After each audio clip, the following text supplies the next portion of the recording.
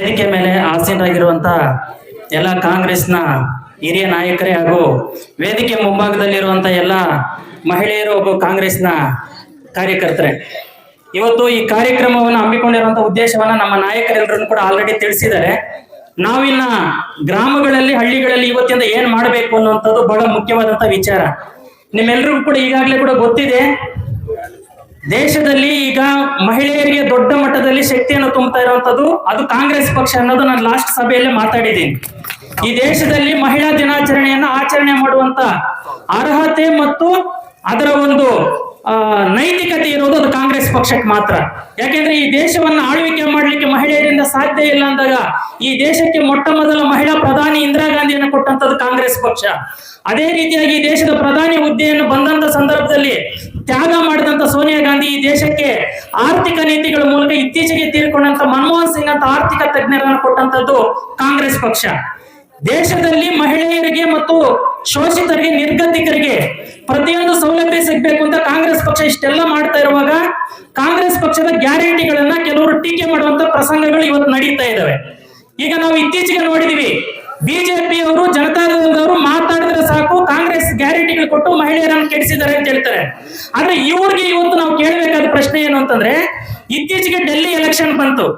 Delhi election ನಲ್ಲಿ ಕಾಂಗ್ರೆಸ್ ಪಕ್ಷದ ಗ್ಯಾರಂಟಿಗಳನ್ನೇ ಅವರು ಕಾಪಿ ಚೀಟ್ ಹೊಡೆದಿರುವಂತದ್ದು ಮೋದಿ, ಹೌದಲ್ವಾ? ಇಲ್ಲ ಅಂತಂದ್ರೆ ಡೆಲ್ಲಿಯಲ್ಲಿ ಅಲ್ಲಿ ಬಿಜೆಪಿಯನ್ನು ಅವ್ರು ಗೆಲ್ಲಿಸ್ತಾ ಇರ್ಲಿಲ್ಲ. ಮಹಿಳೆಯರ ಶಕ್ತಿ ಏನು ಅನ್ನುವಂಥದ್ದನ್ನ ದೇಶಕ್ಕೆ ಮೊಟ್ಟ ಮೊದಲ ಬಾರಿಗೆ ತಿಳಿಸ್ಕೊಟ್ಟಂತ ಕಾಂಗ್ರೆಸ್ ಪಕ್ಷದ ಯೋಜನೆಗಳನ್ನ ಗ್ಯಾರಂಟಿಗಳನ್ನ ಇವತ್ತು ಬಿಜೆಪಿ ಮತ್ತು ಜೆಡಿಎಸ್ ನವರು ಕಾಪಿ ಹೊಡಿತಾ ಇದಾರೆ. ಅವರು ಕಾಪಿ ಮಾಡಲಿಲ್ಲ ಈ ಗ್ಯಾರಂಟಿ ಯೋಜನೆಗಳೆಲ್ಲ ಅಂತಂದ್ರೆ ಈ ದೇಶದಲ್ಲಿ ಅವರು ರಾಜಕಾರಣ ಮಾಡ್ಲಿಕ್ಕೆ ಸಾಧ್ಯ ಇಲ್ಲ ಅನ್ನೋ ಪರಿಸ್ಥಿತಿಯನ್ನು ಇವತ್ತು ಕಾಂಗ್ರೆಸ್ ಪಕ್ಷ ನಿರ್ಮಾಣ ಮಾಡಿದೆ. ಇದು ಕಾಂಗ್ರೆಸ್ ಪಕ್ಷದ ತಾಕತ್ತು ಅನ್ನೋಂಥದ್ದು ಇವತ್ತು ನಮ್ಮ ರಾಜಕೀಯ ವಿರೋಧಿಗಳಿಗೆ ನೀವು ಅರ್ಥ ಮಾಡಬೇಕಾಗಿದೆ ಬಂಧುಗಳೇ. ಆ ನಿಟ್ಟಿನಲ್ಲಿ ಮುಂದಿನ ದಿನಗಳಲ್ಲಿ ನೀವೆಲ್ಲರೂ ಕೂಡ ಕುಂತರು ನಿಂತರು ಎಲ್ಲಾ ಕಡೆಗಳಲ್ಲಿ ಕಾಂಗ್ರೆಸ್ ಪಕ್ಷದ ಗ್ಯಾರಂಟಿ ಯೋಜನೆಗಳನ್ನ ಮನಸ್ಸು ಮುಟ್ಟುವಂತ ರೀತಿಯಲ್ಲಿ ಸಾಮಾನ್ಯ ಜನರು ಕೂಡ ನೀವು ಹೇಳಬೇಕಾಗಿದೆ. ಇಲ್ಲ ಅಂತಂದ್ರೆ ಇವತ್ತು ಈ ದೇಶಕ್ಕೆ ಏನನ್ನೂ ಮಾಡದೇ ಇರುವಂತ, ಈ ದೇಶವನ್ನ ಮಾರಾಟ ಮಾಡಿ ಬಡ ಜನರ ಬದುಕನ್ನ ನಾಶ ಮಾಡಿರುವಂತ ಈ ಬಿಜೆಪಿಯವರು ಸುಳ್ಳುಗಳು ಜನರ ಮನಸ್ಸಿಗೆ ಜಾಸ್ತಿ ಹೋಗ್ತಾ ಇದಾವೆ. ನಿಮ್ಗೆ ಗೊತ್ತಿದೆ, ಅವ್ರು ಇವತ್ತು GST ಹಾಕ್ತಾ ಇದ್ದಾರೆ. ಪ್ರತಿಯೊಂದರ ಮೇಲೆ GST. ನೀವು ಹಾಕೋ ಕಡ್ಡಿ ಪುಡಿಯಿಂದ ಹಿಡ್ಕೊಂಡು, ನೀವು ಹಾಕುವಂತ ಸ್ಟಿಕ್ಕರ್ ಪಟ್ಟಿಂದ ಹಿಡ್ಕೊಂಡು, ನೀವು ಉಡಾಂತ ಇದರಿಂದ ಹಿಡ್ಕೊಂಡು ಪ್ರತಿಯೊಂದರ ಮೇಲೆ GST ಹಾಕಿ ಇವತ್ತು ನಾಶ ಮಾಡ್ತಾ ಇದ್ದಾರೆ. ಸಿದ್ದರಾಮಯ್ಯ ಗವರ್ಮೆಂಟ್ ಮಹಿಳೆಯರಿಗೆ 2,000 ರೂಪಾಯಿ ಇವತ್ತು ಗೃಹಲಕ್ಷ್ಮಿ ಕೊಡ್ತಾ ಇದೆ, ವಿದ್ಯುತ್ ಬಿಲ್ ಕೊಡ್ತಾ ಇದೆ, ಇವತ್ತು ಕರೆಂಟ್ ಬಿಲ್ ಅನ್ನು ಅವರೇ ಕಟ್ತಾರೆ 200 ಯೂನಿಟ್ ವರೆಗೂ ಕೂಡ.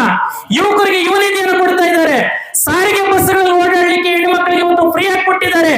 ಇದೆಲ್ಲದರ ಜೊತೆಗೆ ಕೂಡ ಇವತ್ತು ಆದಿನಾರಾಯಣನ 6ನೇ ಗ್ಯಾರಂಟಿಯಾಗಿ ಈ ಮುಳಬಾಗಿಲು ತಾಲೂಕಿನ ಎಲ್ಲ ಹೆಣ್ಣು ಮಕ್ಕಳಿಗೂ ಕೂಡ ಪ್ರತಿ ವರ್ಷನೂ ಕೂಡ ಅವರು ಎಲೆಕ್ಷನ್ ಇನ್ನು 3-4 ವರ್ಷ ಇದೆ MLA ಎಲೆಕ್ಷನ್, ಆದ್ರೂ ಕೂಡ ನಾನು 6ನೇ ಗ್ಯಾರಂಟಿಯಾಗಿ ತಾಲೂಕಿನ ಎಲ್ಲ ಮಹಿಳೆಯರಿಗೂ ಕೂಡ ಒಂದು ಕುಂಕುಮ ಅರಿಶಿಣ ಭಾಗ್ಯವನ್ನ, ಸೀರೆ ಭಾಗ್ಯವನ್ನ ಕೊಡೋದ್ರ ಮೂಲಕ ಅವರ ಮನೆ ಮಗನಾಗಿ ನಾನು ಆಶೀರ್ವಾದ ಪಡ್ಕೊಂತೀನಿ ಅಂತ 6ನೇ ಭಾಗ್ಯವನ್ನ ಅವ್ರು ಕೊಟ್ಟಿದ್ದಾರೆ. ಅದರಿಂದ ನಾನು ಲಾಸ್ಟ್ ಸಭೆಯಲ್ಲಿ ಹೇಳಿದ್ದೀನಿ, ಅವ್ರ 6ನೇ ಭಾಗ್ಯ 6ನೇ ಗ್ಯಾರಂಟಿ ಆದಿನಾರಾಯಣನ ಕೊಟ್ಟಿದ್ದಾರೆ. ನಾವೆಲ್ಲರೂ ಸೇರ್ಕೊಂಡು ಇವತ್ತು 7ನೇ ಗ್ಯಾರಂಟಿಯನ್ನು ಅವ್ರಿಗೆ ನಾವು ಕೊಡಬೇಕು. 7ನೇ ಗ್ಯಾರಂಟಿ ಯಾವುದು? ನಾವು ಇವತ್ತು ಮುಂಬರುವಂತ ಸ್ಥಳೀಯ ಸಂಸ್ಥೆ ಚುನಾವಣೆಗಳಲ್ಲಿ TPS ZP ಎಲೆಕ್ಷನ್ ಅಲ್ಲಿ ಮತ್ತು ನಮ್ಮ ಇವತ್ತೇನು ಕೌನ್ಸಿಲರ್ ಎಲೆಕ್ಷನ್ ಬರುತ್ತೆ, ಎಲ್ಲ ಎಲೆಕ್ಷನ್ಗಳಲ್ಲಿ ಕೂಡ ಕಾಂಗ್ರೆಸ್ ಪಕ್ಷವನ್ನ ಬಲಪಡಿಸಿದ್ರೆ ಮಾತ್ರನೇ ಈ ದೇಶದಲ್ಲಿ ಈ ತಾಲೂಕಿನಲ್ಲಿ ನಾವೆಲ್ಲರೂ ಕೂಡ ಇವತ್ತು ಸುಭಿಕ್ಷೆಯಿಂದ ಬದುಕಲಿಕ್ಕೆ ಸಾಧ್ಯ ಆಗುವಂತದ್ದು. ಇಲ್ಲ ಅಂತಂದ್ರೆ ಈ ದೇಶವನ್ನು ಈಗಾಗಲೇ ಕೂಡ ನಮ್ಗೆ ಏನಾಗ್ತಾ ಇದೆ ಪರಿಸ್ಥಿತಿ ಅಂದ್ರೆ, ಸಿದ್ದರಾಮಯ್ಯ ಗವರ್ಮೆಂಟ್ 10 kg ಅಕ್ಕಿ ಕೊಡ್ತೀವಿ ಅಂತ ಹೇಳಿದ್ರು, ಆದ್ರೆ ಮೋದಿ ಗವರ್ಮೆಂಟ್ ದುಡ್ಡು ಕೊಡ್ತೀವಿ ಅಂದ್ರೂ ಕೂಡ ಅವ್ರು ಅಕ್ಕಿ ಕೊಡ್ಲಿಕ್ಕೆ ಸಿದ್ಧ ಇರ್ಲಿಲ್ಲ. ಆದ್ರೆ ಈಗ ಮಧ್ಯ ಸರ್ಕಾರ ಒರಿಸ್ಸಾ, ಆಂಧ್ರ ಪ್ರದೇಶ ಬೇರೆ ಬೇರೆ ಕಡೆಯವರಿಂದ ಅಕ್ಕಿ ಕೊಂಡ್ಕೊಂಡು ಈಗ ಮುಂದಿನ ತಿಂಗಳಿಂದನೂ ಕೂಡ 10 kg ಅಕ್ಕಿಯನ್ನ ಪ್ರತಿಯೊಂದು ಕುಟುಂಬದ ಸದಸ್ಯರಿಗೂ ಕೊಡ್ತೀವಿ ಅಂತ ಅವತ್ತು ಏನು ಕೊಟ್ಟಿದೆ ಗ್ಯಾರಂಟಿ ಕಾಂಗ್ರೆಸ್ ಪಕ್ಷದ್ದು ಅದನ್ನ ಈಡೇರಿಸುವ ನಿಟ್ಟಿನಲ್ಲಿ ಮುಂದಾಗ್ತಾ ಇದೆ. ಆ ನಿಟ್ಟಿನಲ್ಲಿ ಕಾಂಗ್ರೆಸ್ ಪಕ್ಷ ಬಡವರು ಹೊಟ್ಟೆಯನ್ನು ತುಂಬುತ್ತಾ ಇದೆ, ಅವ್ರಿಗೆ ಬಟ್ಟೆಯನ್ನು ಕೊಡ್ತಾ ಇದೆ, ಭೂಮಿಯನ್ನು ಕೊಟ್ಟಿದೆ, ಇವತ್ತು ಮನೆಯನ್ನು ಕೊಟ್ಟಿದೆ, ಶಿಕ್ಷಣ ಕೊಟ್ಟಿದೆ, ಆರೋಗ್ಯ ಕೊಟ್ಟಿದೆ, ನಮ್ಮೂರಿಗೆ ರಸ್ತೆಯನ್ನು ಕೊಟ್ಟಿದೆ. ಈ ದೇಶವನ್ನ ಕಟ್ಟಿರುವಂತದ್ದು ಕಾಂಗ್ರೆಸ್ ಪಕ್ಷ. ಕಾಂಗ್ರೆಸ್ ಪಕ್ಷದ ಇಲ್ಲಿ ವೇದಿಕೆಯಲ್ಲಿ ಇತ್ತೀಚೆಗೆ ನೀವೆಲ್ಲ ನೋಡಿದ್ರಿ, ಏನ್ ಇಷ್ಟೊಂದು ಜನರು ಹೂವಿನಾರ ಹಾಕೊಂಡು ಇಷ್ಟೊಂದು ಜನರಿಗೆ ಸ್ವಾಗತ ಮಾಡ್ತಾ ಇದ್ರೆ ಅಂತ. ಈ ಪಕ್ಷದ ಇತಿಹಾಸ ಅಂತದ್ದು 300 ವರ್ಷಗಳ ಕಾಲ ಬ್ರಿಟಿಷರು ಲೂಟಿ ಮಾಡಿ ದೇಶವನ್ನ ಬಡತನದ ರಾಷ್ಟ್ರವನ್ನ ಕೊಟ್ಟು ಹೊರನಡೆದಾಗ ಈ ದೇಶಕ್ಕೆ ಎಲ್ಲವನ್ನು ಕೊಟ್ಟು ಕಾಪಾಡಿ ದೇಶದ ಪ್ರತಿಯೊಬ್ಬ ಪ್ರಜೆ ಸ್ವಾಭಿಮಾನದಿಂದ ಬದುಕುವಂತ ಹಕ್ಕನ್ನು ಕೊಟ್ಟಿರೋದು, ಶಕ್ತಿಯನ್ನು ಕೊಟ್ಟಿರೋದು ಕಾಂಗ್ರೆಸ್ ಪಕ್ಷ. ಆ ನಿಟ್ಟಿನಲ್ಲಿ ಮಹಿಳಾ ನಾಯಕರು ನೀವೇನು ಬಂದಿರಿ, ದಯಮಾಡಿ ನೀವು ಅರ್ಥ ಮಾಡ್ಕೊಳ್ಳಿ, ಕಾಂಗ್ರೆಸ್ ನ ಲೀಡರ್ ಅರ್ಥ ಮಾಡ್ಕೊಳ್ಳಿ. ನಮಗೇನು ಬಿಜೆಪಿ ಜೆಡಿಎಸ್ ತರ ಹಿಸ್ಟ್ರಿ ಇಲ್ದಿರ ಇಲ್ಲ, ನಮಗೆ ದೊಡ್ಡ ಹಿಸ್ಟ್ರಿ ಇದೆ. ಈ ದೇಶದಲ್ಲಿ ಜೈಲುವಾಸಗಳನ್ನ ಬಲಿದಾನಗಳನ್ನ ಮಾಡಿರುವಂತ ಹಿಸ್ಟ್ರಿ ನಮಗೆ ಮಾತ್ರ ಇರೋದು. ಈ ದೇಶಕ್ಕೆ ಸಂವಿಧಾನವನ್ನು ಕೊಟ್ಟಿರುವಂತ ಹಿಸ್ಟ್ರಿ ಕಾಂಗ್ರೆಸ್ ಪಕ್ಷಕ್ಕೆ ಇರುವಂತದ್ದು. ಆ ನಿಟ್ಟಿನಲ್ಲಿ ಬಹಳ ಹೆಮ್ಮೆಯಿಂದ ಎದೆ ತಟ್ಟಿ ಪ್ರತಿ ಹಳ್ಳಿಯಲ್ಲಿ ಗ್ರಾಮದಲ್ಲಿ ಕೂಡ ಎಲ್ಲ ಶೋಷಿತ ವರ್ಗಗಳಿಗೆ ಕಾಂಗ್ರೆಸ್ ಪಕ್ಷ 75 ವರ್ಷಗಳಲ್ಲಿ ಕೊಟ್ಟಿರುವಂತಹ ಕೊಡುಗೆಗಳನ್ನ ನಾವು ಗಟ್ಟಿ ಧ್ವನಿಯಲ್ಲಿ ಮಾತಾಡಬೇಕು. ಇಲ್ಲ ಅಂತಂದ್ರೆ ನಮ್ಮಂತ ಯುವಕರುಗಳಿಗೆ ಇವತ್ತು ವಾಟ್ಸ್ಆಪ್ ಅಲ್ಲಿ ಬಿಜೆಪಿ ಅವರು ಸುಳ್ಳುಗಳನ್ನು ಕಳಿಸ್ಕೊಡ್ತಾ ಇದ್ದಾರೆ. ವಾಟ್ಸ್ಆಪ್ ಯೂನಿವರ್ಸಿಟಿ ಮೂಲಕ ಆ ವಾಟ್ಸ್ಆಪ್ ಗಳಲ್ಲಿ ಬರೋದನ್ನೇ ನಿಜ ಅಂದ್ಕೊಂಡು ಇವತ್ತು ಯುವಕರು ದಾರಿ ತಪ್ತಾ ಇದ್ದಾರೆ.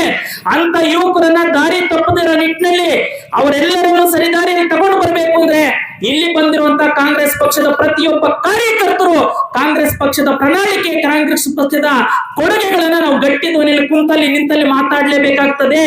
ಇಲ್ಲ ಅಂತಂದ್ರೆ ಜನ ಏನಾಗ್ತಾರೆ ಅಂದ್ರೆ ಜನರಿಗೆ ಮರೆವು ಜಾಸ್ತಿ ಆಗಿರೋ ಕಾರಣಕ್ಕೋಸ್ಕರ ನಾವು ಪದೇ ನಮ್ಮ ಸಾಧನೆಗಳನ್ನ, ನಮ್ಮ ಕೊಡುಗೆಗಳನ್ನ, ನಮ್ಮ ಪಕ್ಷದ ಸಿದ್ಧಾಂತವನ್ನ ನಾವು ಗಟ್ಟಿ ಧ್ವನಿಯಲ್ಲಿ ಮಾತಾಡೋರಾಗಿರ್ಬೇಕು.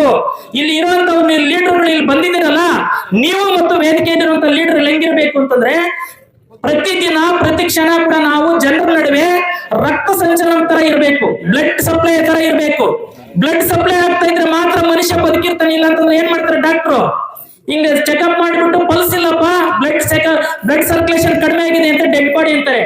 ಆ ರೀತಿ ನಾವೇನ್ ಮಾಡ್ಬೇಕು ಅಂತಂದ್ರೆ ಇಲ್ಲಿ ಕೂತಿರುವಂತ ಎಲ್ಲ ನಾಯಕರು ಕೂಡ ಇವತ್ತು ಹೃದಯ ಇದ್ದಂಗೆ, ಇವರೆಲ್ಲರೂ ಕೂಡ ಕಾಂಗ್ರೆಸ್ ಪಕ್ಷದ ಹೃದಯ ಇದ್ದಂಗೆ. ನೀವು ಇಲ್ಲಿ ಕೂತಿರುವಂತ ಎಲ್ಲರೂ ಕೂಡ ಕಾಂಗ್ರೆಸ್ ಪಕ್ಷದ ನರನಾಡಿಗಳಿದ್ದಂಗೆ. ಈ ನರನಾಡಿಗಳಲ್ಲಿ ಕಾಂಗ್ರೆಸ್ ಪಕ್ಷದ ಸಿದ್ಧಾಂತ, ಕಾಂಗ್ರೆಸ್ ಪಕ್ಷದ ಕೊಡುಗೆಗಳು ಪ್ರತಿನಿತ್ಯ ಏನಾಗ್ಬೇಕು ಅಂತ ಪ್ರವಹಿಸ್ಬೇಕು. ಹಿಂಗೆ ಯಾವಾಗ ಸರ್ಕ್ಯುಲೇಷನ್ ರೀತಿ ಜನರ ನಡುವೆ ನಾವು ಕೆಲಸ ಮಾಡ್ತೀವಿ ಅವತ್ತು ಕಾಂಗ್ರೆಸ್ ಪಕ್ಷ ಜೀವಂತವಾಗಿರ್ತದೆ. ಈ ಒಂದು 2023 ನಮ್ಗೆ ಸಣ್ಣ ಹಿನ್ನಡೆ ಆಗಿರ್ಬೋದು, ಸಮಯಾವಕಾಶದ ಕೊರತೆಯಿಂದ, ಮತ್ತೆ ನಮ್ಮ ಕೊತ್ತೂರು ಮಂಜಣ್ಣ ಅವರು ಇಲ್ಲಿ ಇಲ್ದಿರ ಕೋಲಾರ ಹೋಗಿದಂತಹ ದುಃಖದಲ್ಲಿ ನಾವೆಲ್ಲರೂ ಕೂಡ ಬೇರೆ ರೀತಿಯಲ್ಲಿ ನಾವು ತಪ್ಪುಗಳನ್ನು ಮಾಡ್ಕೊಂಡ್ವಿ.